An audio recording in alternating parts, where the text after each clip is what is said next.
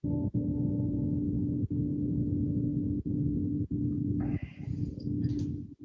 and we are going live in 10, 9, 8, 7, 6, 5, 4, 3, 2, 1.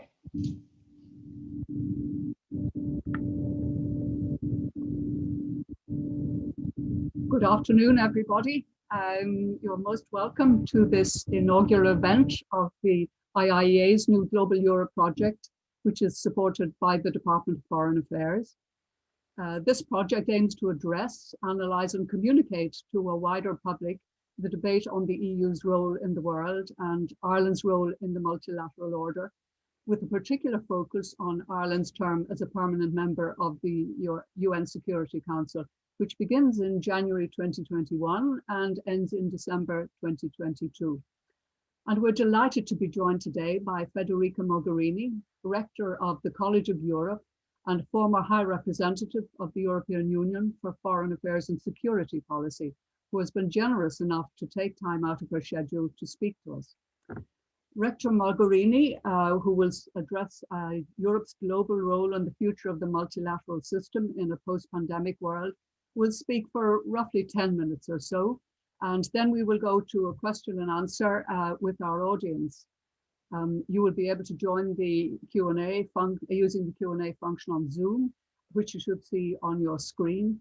And please feel free to send your questions in throughout the session as they occur to you, and we will come to them and have a good discussion once Rector Mogherini has finished her presentation. Just a reminder that today's presentation and the question and answer are both on the record. And please submit your question and answers via the Q&A function on Zoom. We would be grateful if you could identify yourselves and your affiliation in your question. And please feel free to join the discussion on Twitter using the handle @IIEA. So I would just like now to formally introduce Rector Mogherini prior to handing over to her. Federica Mogherini has been the Rector of the College of Europe since September 2020. And prior to this, of course, she served as High Representative of the European Union for Foreign Affairs and Security Policy, and also as Vice President of the European Commission from 2014 to 2019. And prior to joining the EU, she was Italian Minister for Foreign Affairs and International Cooperation and a member of the Italian Chamber of Deputies, where she headed many delegations in that capacity. Federica Mogherini is a fellow of the Harvard Kennedy School, and she is also a member of the Board of Trustees of the International Crisis Group, and she has co-chaired the United Nations High-Level Panel on Internal Displacement since January 2020. In terms of her involvement in disarmament and nuclear test ban, I think it's very interesting that she's a member of the group of eminent persons of the Preparatory Commission for the Comprehensive Nuclear Test Ban Treaty Organization and a member of the European Leadership Network for Multilateral Nuclear Disarmament and Non-Proliferation, and also a member of the Board of Directors of the Italian Institute for Foreign Affairs, a sister institute of ours. So Rector Mogherini, you're most welcome, and we look forward to your address and discussion, and the floor, virtual I'm afraid, but the floor is yours. Thank you very much. Let me first of all thank you for the invitation, for this opportunity to share some thoughts about the role of the European Union in the world. And if you allow me, and as it is indicated also in the short title of my introduction, the role of the European Union in the multilateral system after or during the pandemic times, with a special reference also to the role of Ireland in this framework, especially in the moment when Ireland is getting ready to get its seat in the Security Council of the United Nations. So I'll try to be brief because I think interaction with the audience is going to be interesting, not only for the audience itself, but also for me. I'll try to be brief and touch upon a few elements of the current landscape. First of all, the role of the European Union in the world. I have to say that out of my direct experience, we Europeans sometimes tend to underestimate the power and the role and the impact of our actions in the world. Most often I've heard this expression from my interlocutors. I have to say, far away countries as much as our own neighborhoods, both in the south and in the east of Europe. So many interlocutors, different backgrounds, have told me, you don't realize the power you have, you don't realize how important is the European Union in the world. So this would be maybe my first point. Sometimes others see our global role and our impact in the world much more than Europeans themselves do. Especially in these times of uncertainties and a more conflictual and contested world order, where indeed the transactional approach to international relations seem to prevail. The European Union has been and continues to be, I think, a sort of shield, a place where other like-minded partners can find protection is a strong word, but I think it is exactly what others felt. The shoulders of the European Union are big enough, both economically and diplomatically and politically, to offer others that might have the same approach to multilateralism and peace building and conflict prevention and diplomacy to face a world that is definitely going in another direction. I think that the power of the European Union in this respect is for sure economic. I think that relations that European Union has built across the world in terms of trade agreements that always imply respect for human rights, environmental standards, sustainable developments, climate change action, and so on and so forth, offer an inspiration also to others to support free and fair trade globally. I think that's the power that the European Union has diplomatically with a presence in literally all countries in the world is unparalleled. And the network of delegations of the European Union in the world, coupled with the presence of member states, being that 28 during my mandate, 27 today, is and offers a unique mix of instruments that can be used in the relationship and in the work with the third countries. And I think that in the purely diplomatic work the European Union does, being it in facilitating negotiations, in peace processes, in the support to mediation. I think of all the support the European Union gives to women in peace processes, for instance, and mediation, or the support to the UN system as such. I think there's no other global actor like the European Union, as powerful and at the same time as humble as the European Union. Maybe we should be even a little bit more self-confident. This is something that I think could be helpful in these times. I think that the pandemic has offered, well, first of all, has hit the Europeans probably more than others, our economies, our social fabric, our way of living, for sure, the lives of so many Europeans in so many European countries, but has also offered the European Union, I think, a unique opportunity to showcase the cooperative model at the international stage. I think that most of us in late February, beginning of March, when the pandemic started to hit on the global level more dramatically and more systematically, we all thought that this would have been maybe a game changer on the world scene, trying to shift from the bilateral or unilateral transactional approach to international relations and foreign policy towards a more cooperative multilateral approach, which is normally the European Union way, the cooperative multilateral approach. My impression is that in these months, we've actually seen more of the same, with unilateral temptations being even more rooted in those that were thinking that that was the right way to go, and the need for multilateralism to be even more, even stronger and more rooted in those that were always advocating for this.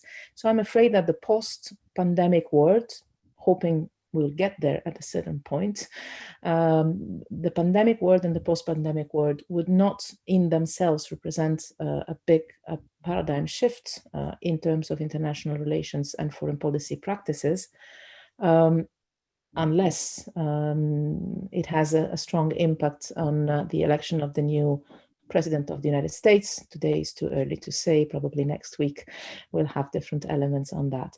But apart from that, I don't think that the pandemic itself will represent a paradigm shift in the foreign policy framework globally, but it does represent an opportunity for the European Union to act as a global player, because it gives us the possibility, I still say us because I think we are still in this all together, gives us the possibility, first of all, to act as a convening power. Think of the role that the European Union is playing in, for instance, coordinating work on health support across the European Union and outside of it, humanitarian support, but also the work on medical research and vaccine. And to show the added value of the cooperation element in international relations. I think this is the trademark of the European Union. The model that we can, I mean, not export because it's not our way, but offer as an inspiration to the rest of the world. The more cooperative you get, the more successful you are. And in real terms, even if sometimes in Europe we don't realize how much we have achieved in this decades of union, we are still the best place to be in the world in terms of economy, in terms of rights, social working rights, gender equality. Far from perfect, but for sure it's compared to other places in the world is definitely the best place to be. So now coming to the role of the European Union, what I've seen directly in my 5 years in office as the High Representative is, for instance, the key support that the European Union is able to give and is giving to the UN system. And here I would like to spend my last couple of minutes of introduction to highlight how important it is to have, first of all, to have member states sitting in the Security Council. And this is why I'm so glad to see Ireland taking this responsibility as of January. In particular, Ireland, being Ireland a country and a member state that has always had and a very strong dedicated multilateral approach focused on peace, mediation, non-proliferation and disarmament. I think that the credentials of Ireland in the UN system and the international scene are really impressive, and it's an asset for the European Union. Many identify the UN system as a complicated place for the European Union to play its role because of the plurality of member states. And when you say, even mention the expression member states in the UN system, it's not the member states of the European Union, it's member states of the UN. But having said that, I have to say that I have seen myself, and I have, I think, contributed hopefully a little bit to increase that. Member states coordinate within the UN system, within the Security Council work, and this has an impact on the way in which the UN system works or not. I will give you just two examples. They're far away, well, two or three, but we can have many others. Think of the role of the European Union in the Sustainable Development Goals negotiations. Without the European Union and the coordinated work with member states and with third parties, probably the Sustainable Development Goals would have never been achieved in the UN framework. The same can be considered for the climate change, the Paris Agreement on climate change. Without the European Union and member states, and the coordinating role of the European Union, that agreement also would have never been achieved, and its implementation would have been even worse than it is now. And if you think of some of the key peace processes that the UN is trying to support, or to the conflicts it's trying to solve, without the European Union support and contribution, the UN system would have probably not managed to at least maintain a certain common ground on the international level, on the parameters on which the conflicts need to be solved. I think, for instance, to the Middle East peace process, or how I think it should be rather referred to, the lack of Middle East peace process, an issue that I know is very close to the Irish heart. In difficult times, the UN could count always on the European Union, and I have to say on the Arab League, first of all, to coordinate, but also to stick to the parameters that were agreed previously, even if and when they were challenged the most.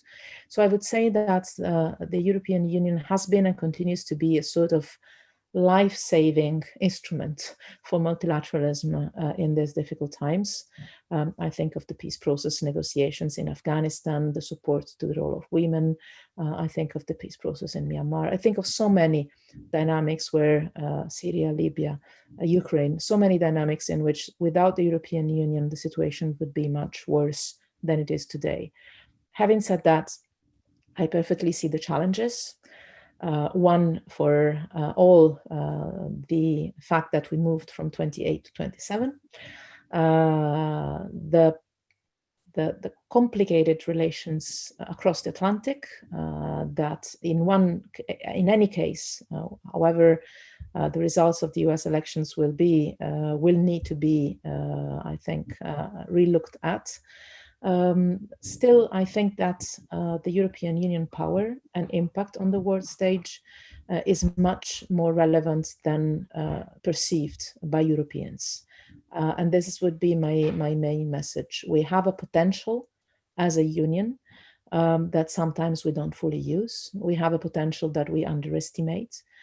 We have a responsibility towards multilateralism, for instance, that sometimes we underestimate. It's far from perfect. We have many shortcomings, but I have not seen a better diplomatic network and system. I have not seen in the world a more functional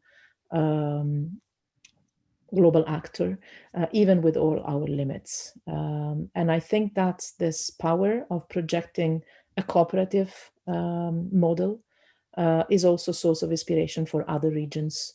I think of, for instance, ASEAN, Southeast Asia. I think of some areas of Latin America or Africa that look at the European Union as not only a partner, a reliable partner, but also as somehow an inspiration for developing their own regional cooperative order beyond the logic of conflict and confrontation that is so much popular these times. I think I'll finish here because I'm sure that questions and comments from the audience will guide us in one direction or another. So many different aspects can be covered. And I am sure that some of the issues I have not mentioned will come up in the Q&A session. So again, I'll stop here and I'm ready to answer questions, enter into conversations with any of the participants to the event. And thank you very much again for this very good initiative. Thank you very much indeed, Rector, and thank you for that introduction, because I think you have indicated very clearly the advantages of the European Union in the very broadest sense. And I think this is very timely because coming at us from a number of different directions, we have people urging the European Union to become a greater foreign policy player. You have charges that the European Union is only acting as a referee, handing out red and yellow cards to felons and not playing any particular role. The different types of role and the different types of instruments and the values that the European Union are promoting tend to be often neglected in the demand for a greater and a stronger role for the Union. So I think it's very timely that you have reminded us of the values and the actions and what the Union stands for, which is, as I say, very often neglected. We do indeed have a number of questions which will guide the direction. So the first question I have is from Paul Edouard, who is formerly of our Department of Finance. And he asks, can the EU survive as a global power or at all at its present stage of integration? Do we need or could we expect any further integration, particularly in the post-Brexit scenario? Do you feel we need closer integration, political integration? Well, first of all, I have to say that I witnessed,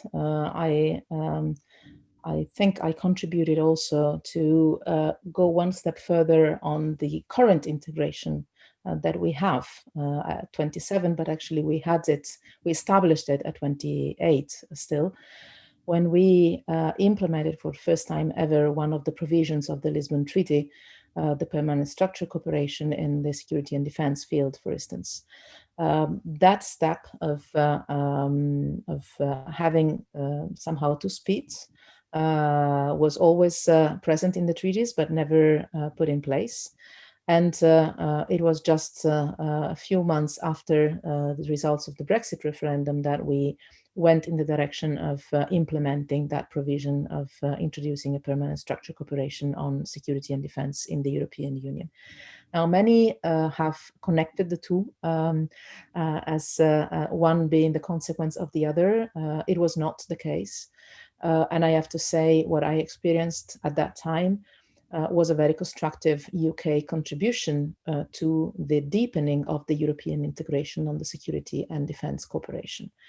Probably because once the UK felt out, or one step out, they were not opposing any more further steps of integration because they were not touching themselves anymore. That is my personal interpretation of this. But if you think of it, we adopted all decisions on permanent structure cooperation and all the steps we've taken on an increased integration on security and defense policy in the European Union, with the positive participation and vote of the UK still being a member of the European Union. Paradox, not so much, because I think that the UK has always had this clear in mind. And don't forget, during my mandate, Boris Johnson was for a certain period of time the foreign minister. So he was the one also guiding this. I have the impression that the UK has always had very clear in mind that it was in its own interest to have a strong European Union as a player on foreign and security policy, because we share, and we will continue, I think, to share the same values and the same viewpoint on the global geopolitics.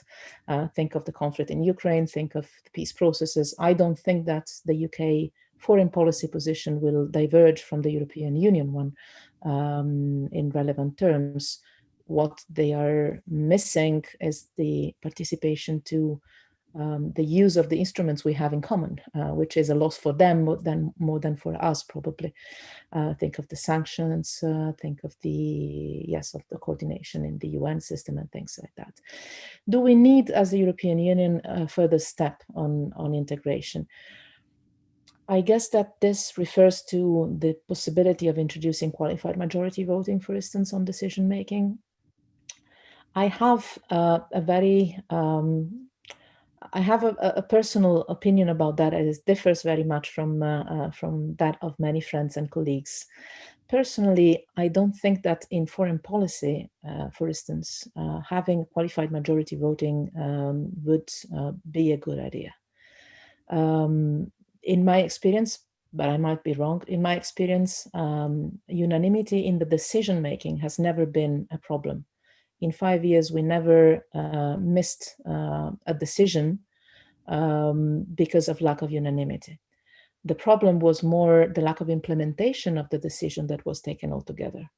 So ministers agreeing on a position, then you know foreign policy is not a legislation procedure. You don't have a law. You have diplomatic actions, you have démarches, you have positioning, and it requires the day after a position is taken, it requires all the players to play according to the script that we had written together. And I don't think that you increase the level of ownership in the implementation phase of a foreign policy decision if you introduce a unanimity vote. On the contrary, you might even provide some justifications to those member states that are, let's say, less enthusiastically implementing decisions, if they can say this was not really my decision. On top of that, if you introduce qualified majority voting on foreign policy, you offer a very powerful argument to your counterparts, to your to the third parties that might accuse you of not being united, and that would be on the record. So a high representative would not be anymore in a position of saying, no, the European Union is united on this. This is the common decision and common position, because divisions would be recorded somehow, would be certified. And I think this would weaken the position of the European Union in its foreign policy and its global actions. There can be some issues, some topics on which more integration could be beneficial. I give, or some changes on an institutional level could be beneficial. I give you an example. I always thought that the double hat that the High Representative has, that of chairing the Council on one side and being the Vice President of the European Commission on the other side, is an incredible asset. It was exactly because of this complexity and variety of instruments that we managed to realize so much on the security and defense sector, for instance. Without that provision of the Lisbon Treaty, we would have not had the same capacity to do so. So, for instance, having double-hatted roles beyond foreign and security policy could be, I think, a good idea. I think of the economic, of all the economic sector of the European Union activities, I think that might make sense. But in terms of further integration, I don't think the problem is the number or the speed of the groups inside the European Union. I don't think that the problem is that, 28, 27, 22, 15, or 29. I don't think that is a problem. I think the problem is a problem of ownership and energy that our public opinions and our political leaderships put in bridging the gap between the member states and the European Union as such. Ministers take decisions together, and then when they go to the press room, it's the decision of the European Union. But the European Union doesn't exist without the member states. It's us. The only ones that cannot do this trick are the Belgians, because they cannot say Brussels has decided, because Brussels is them. But all the others, you might have noticed, in many cases, if a decision is unpopular or difficult, it immediately becomes Brussels has decided. And bridging this gap, this distance between the national capitals and the European Union, as the common house, as us, is, I think, the real further integration step that we need. But it's a step we take in our minds. Is not a treaty change.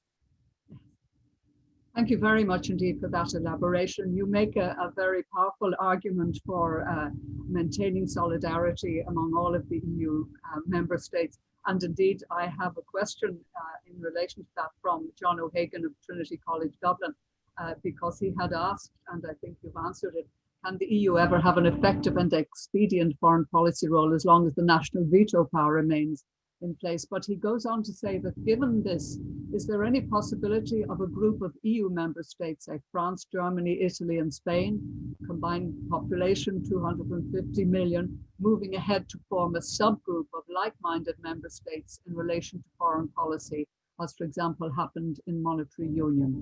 Would you allow that this may arise, may be a possibility in the future?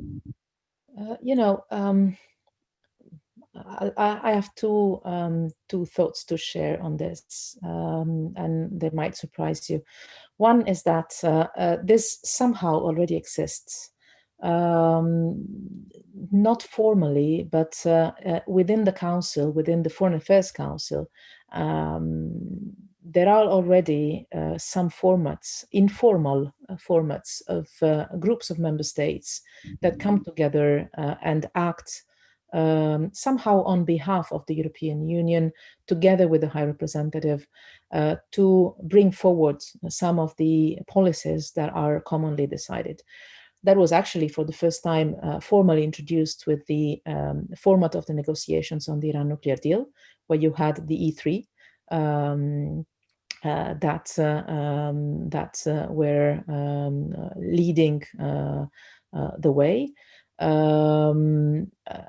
But that was somehow a work that was led by the High Representative with the active mobilization of a limited number of member states, but always with a connection with the totality of the other member states that were constantly kept informed and were constantly able to back the work of these member states, this smaller group of member states. And in that case, the legal basis for this was even a Security Council resolution that for the first time recognized the formal role of the High Representative of the European Union as a negotiator, facilitator of the negotiations, and the role of the E3 in this. There are other formats where individual member states or some member states, groups of member states come together in interaction or somehow delegated by the Foreign Affairs Council. We established, for instance, a few years ago, the contact group to try to facilitate negotiations on Venezuela. In that case, you have a certain number of member states, if I don't remember wrong, some 5 or 6 member states that participated somehow on behalf of the other member states, together with the High Representative, to a format that included also non-European countries, and obviously constantly reported back to the European Union and the member states structures, being it the ambassadorial level, the permanent representatives, or the ministerial level in the Council. Why this? Is this an attempt to, or this is risk? Does this risk to diminish the role of the High Representative, or does it question the Lisbon Treaty provisions?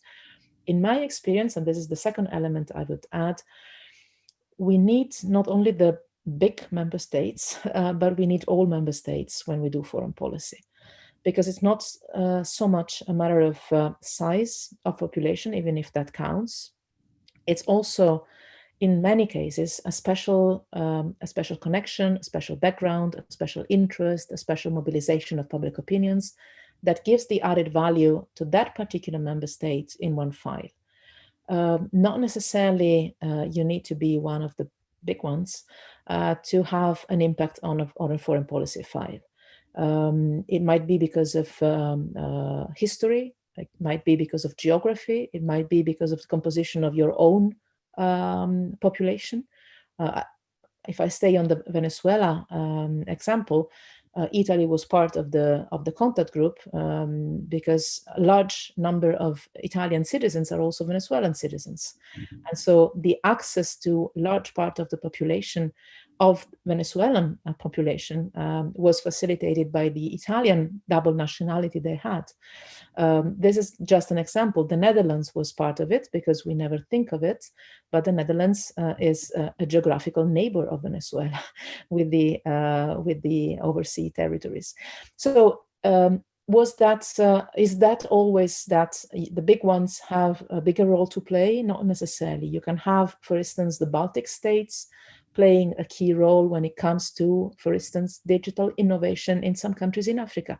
We had a wonderful experience with the Estonian presidency promoting a digital innovation with the African Union. So you need to use the different assets, the different added values that come, not to mention, that comes without saying, the role that Ireland, for instance, plays when it comes again to the Middle East peace process. Is this linked to size? Is it linked to To geography? Clearly not. It is linked to history and politics, I would say. So to me, the use of the specificities of all the 27 member states, big or small, is a toolbox that we need to use in the European institutions.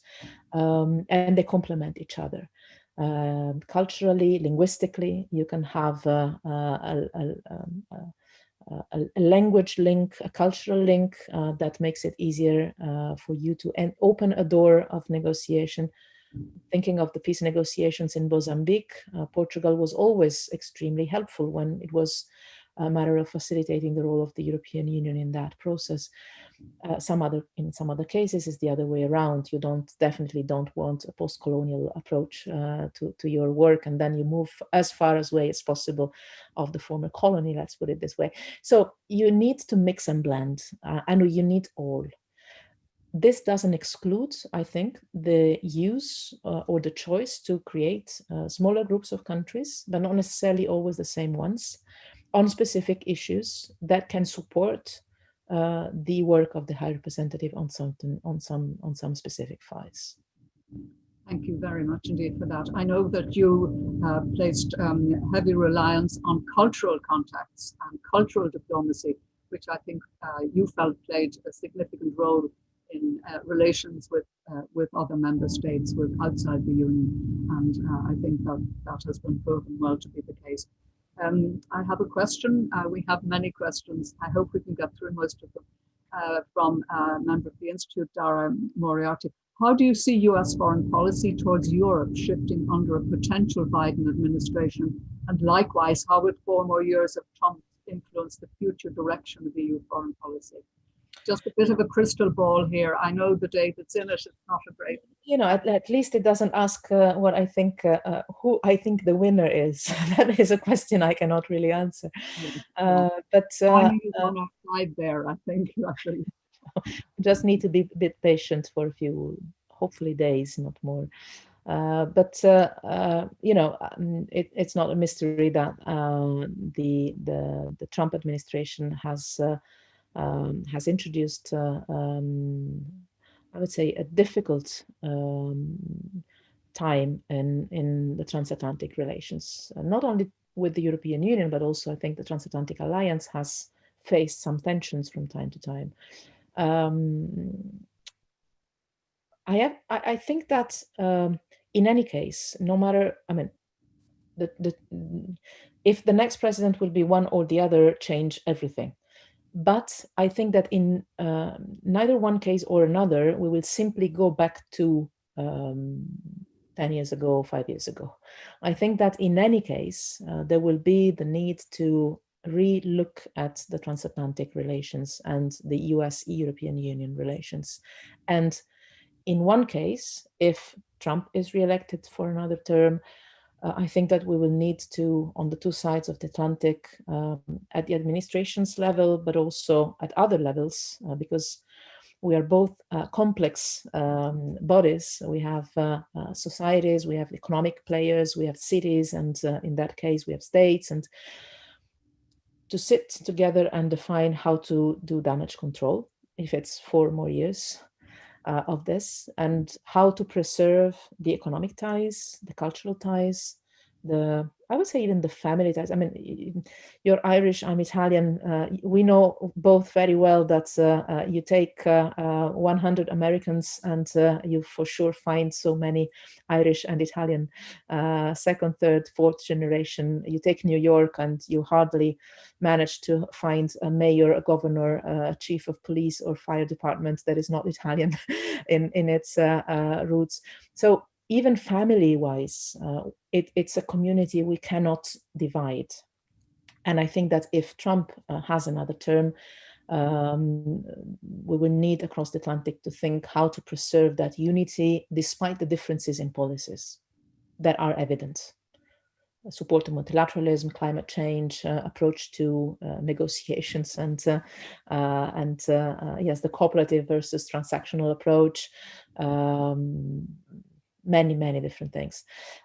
If it's so in one case, I think it's how to preserve what can be preserved and without creating too much damage to the other connections we have, society, economy, and the files on which we still work together, which are many, not always very very visible, but are still many. In the case of a Biden administration, I think that we will need to sit down and see, well, not me, but the Europeans and the Americans, the administrations, but also, I mean, I said not me, but also universities and high education institutions, because that is also part of the transatlantic community, society at large, sit and and understand together how to review and refresh somehow, revise the paradigm of our relations. I don't think it will be back to before, because so many things have changed in the meantime, including maybe a little bit of trust on both sides. I think we lost a bit touch with the common vocabulary on the two sides of the Atlantic, and I think that will require a lot of work. Then there are practical files that will need to be looked at.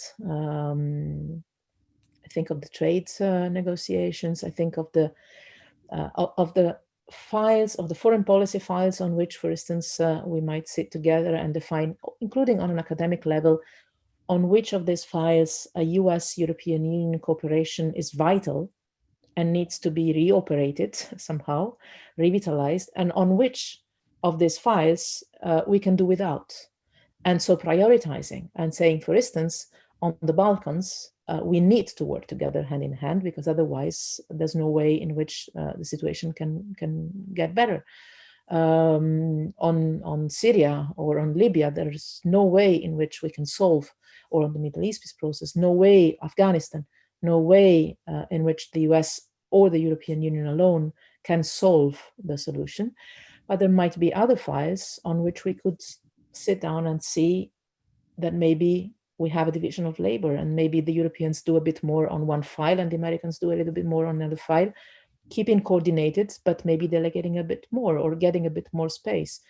In the previous era, we were used to do everything together.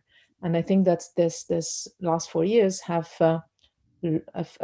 made us understand that we do have a space for our own initiatives. You learn, in Italian we have a saying, I'm not sure it exists in English, that you make of a virtue out of necessity. If you're forced to face a difficulty, you try to turn it into an opportunity.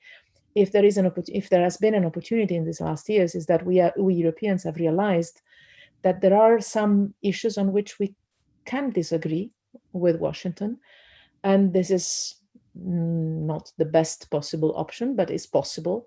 And we have a role to play in any case as Europeans. And sometimes, take the Iran deal, a life-saving role for some international agreements.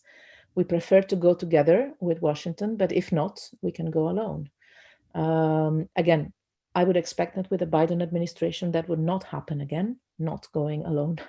But there might be files on which we might, as Europeans or our American friends on the other side, keep some more space and prioritizing the common action on the files that absolutely require us to work hand in hand together, because otherwise they don't move forward on a global level.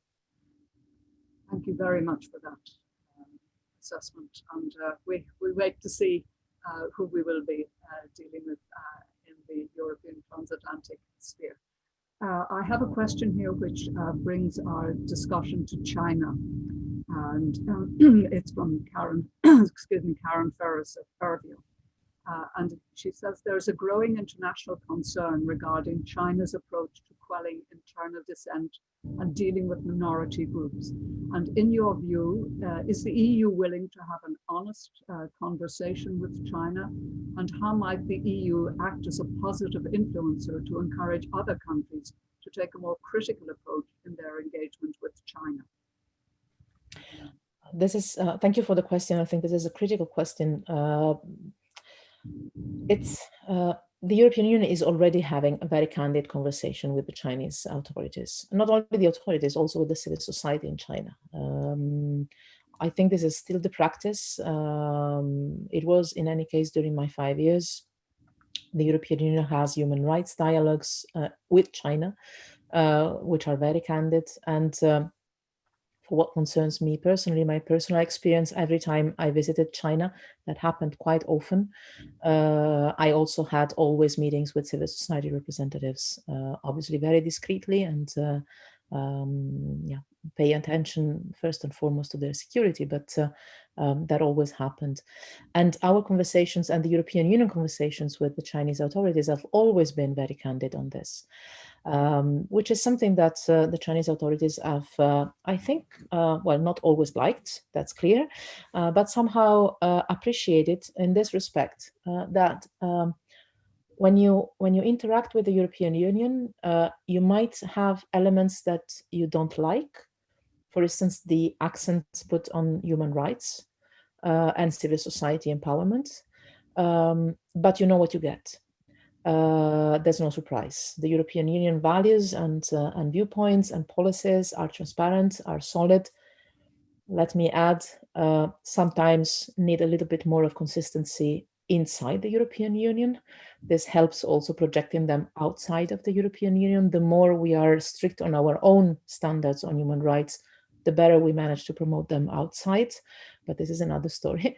The conversation is candid, and sometimes it's constructive. I have to say that I think the Chinese authorities recognize the consistency and the transparency and the correct approach of the European Union to these issues, which is never instrumental to other elements. It's always purely and genuinely focused on human rights issues. It's never a transactional approach, such as saying, which other actors sometimes play, saying, you know, for us, human rights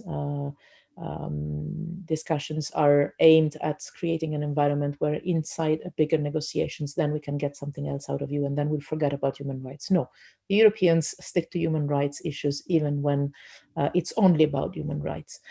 I have to say the problem here is that first, sometimes we are a bit left alone. There's not many others in the world that are so firm and stubborn, I would say, on support of civil society and human rights issues, minority issues, not only with China, with all our interlocutors. We were talking about the United States. I will always remember there was one particular day when at the time, Secretary of State of the United States had a public statement saying that human rights were not the guiding principle of US foreign policy anymore. In that particular moment, there were three players in the world that felt very lonely: the European Union, the United Nations, and Canada. But then we connected among ourselves and we tried to keep up the good causes. That is to say, there's not many other international players that put human rights on top of their foreign policy agenda. We are, I think, still among them, and probably the best champions of human rights in the world. And here, to me, the key is this: to be open and transparent.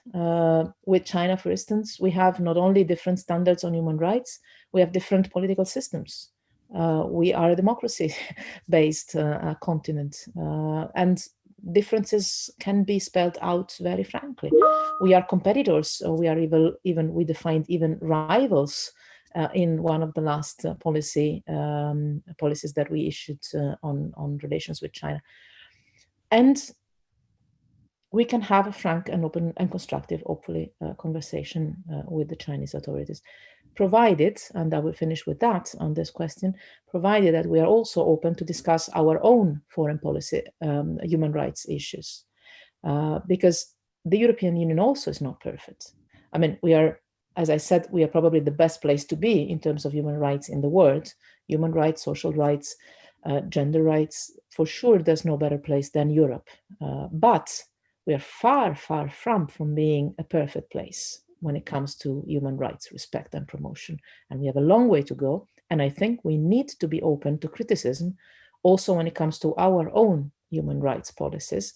I think, for instance, of some elements of how we treated the migration crisis, the so-called migration crisis during 2015, 2016, where some criticism from our interlocutors were, I think, grounded, or some criticism we might face on some shortcomings we can have on rule of law and respect of diversity in our societies or minorities. So we need to be open to criticism, and this gives us the credibility to discuss other countries' shortcomings as well, I think.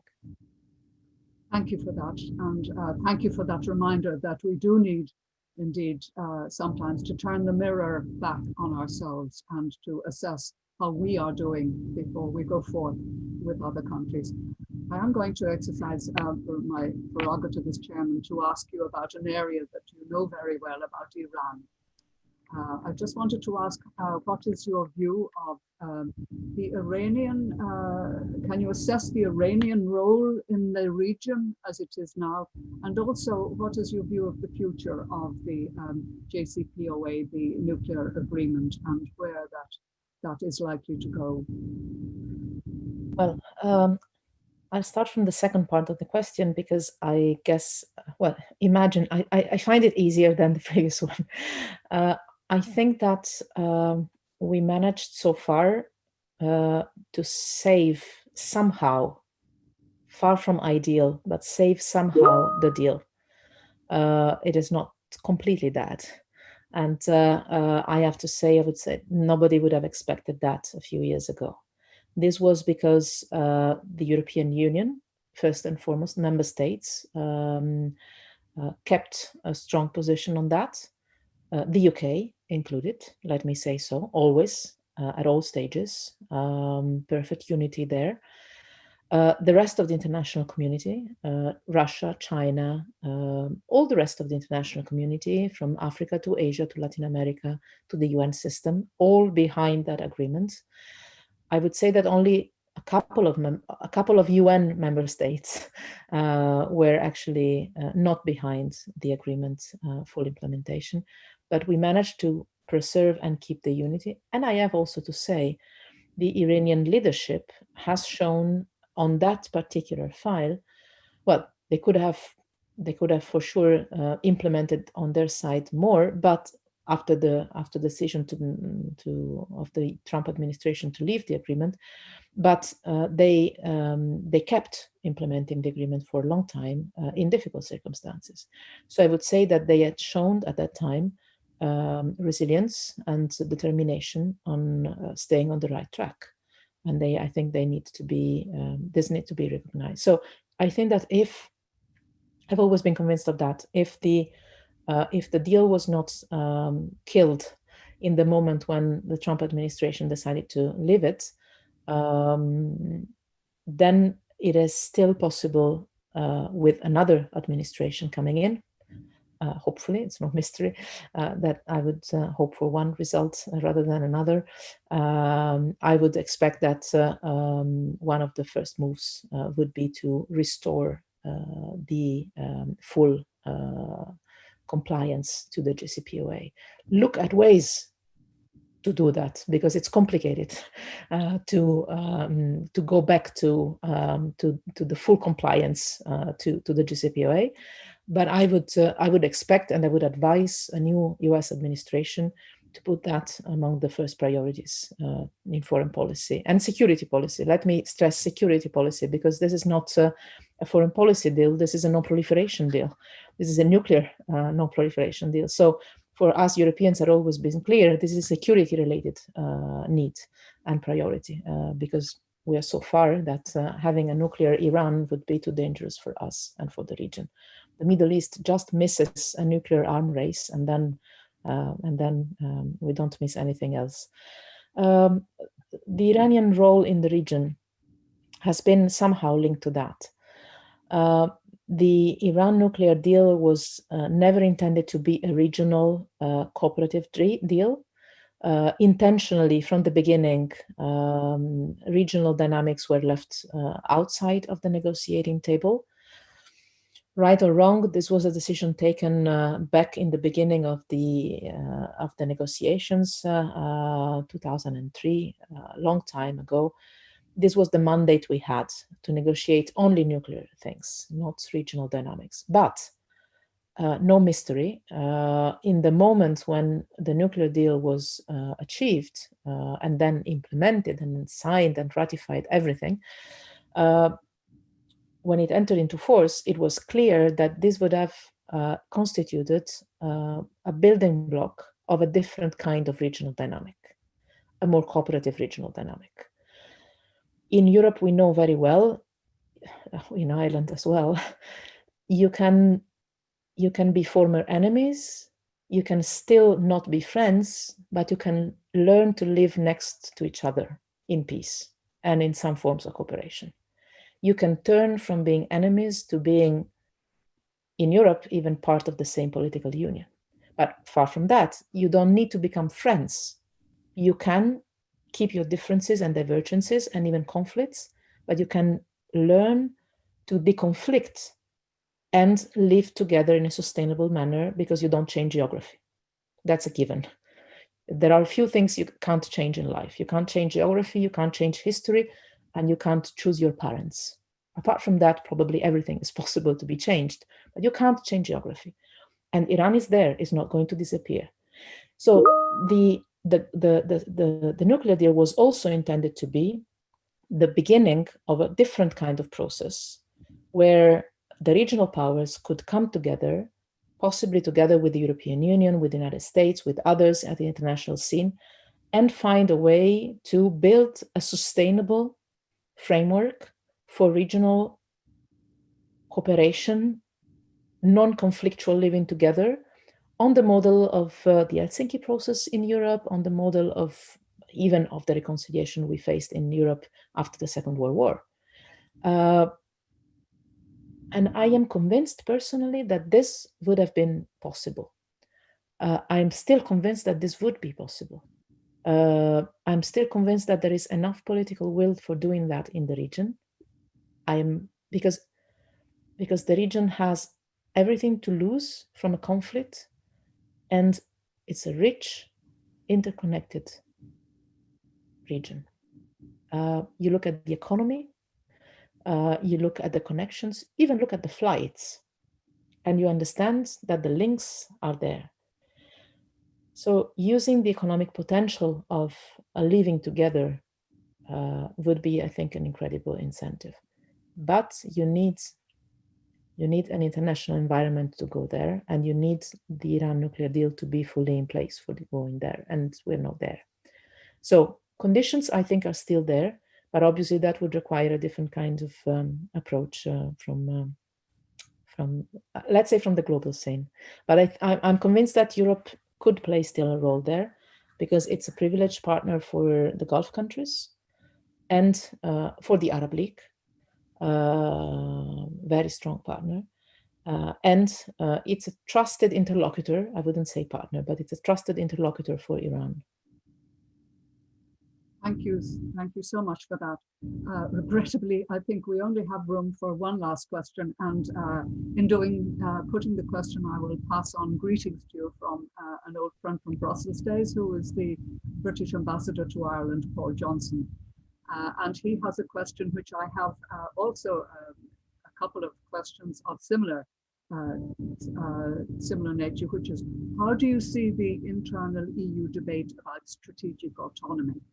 Another of our questioners says that Paul Honer from UCD says that it seems to have different interpretations across different agencies.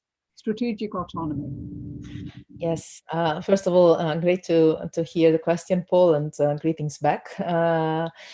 Strategic autonomy, I always refer to it as a cooperative autonomy.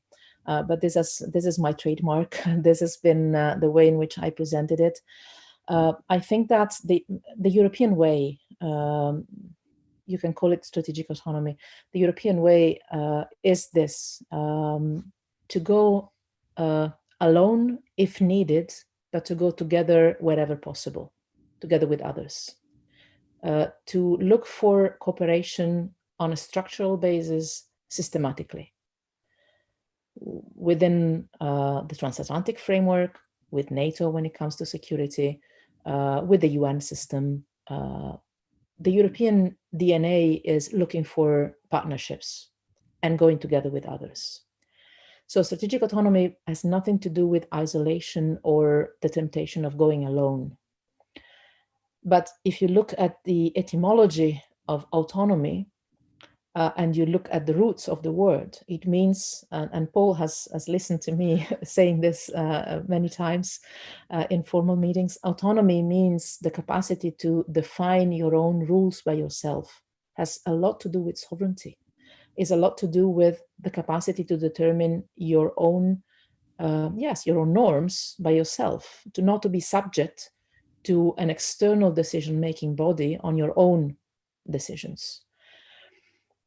I think it is only natural for the European Union to have a certain level of strategic autonomy, and that I am 100% sure it would be contradictory to our history otherwise. I'm convinced this would not bring the European Union to being either conflictual or isolated towards others. I think that actually being strategically autonomous would help us building partnerships with others, because you fear partnerships when you don't feel safe enough, secure enough in your own autonomy, and then entering into a partnership with another might put in danger your own capacity to decide for yourself. At the end of the day, it's this. But I'm pretty sure, I don't see it otherwise, the European Union strategic autonomy will always be a cooperative one. No way it can be different. And in particular, a very strong transatlantic bond. And I know this is not the case for Ireland as a member state of the European Union, but a very strong tie with NATO when it comes to security cooperation, talking about the European Union.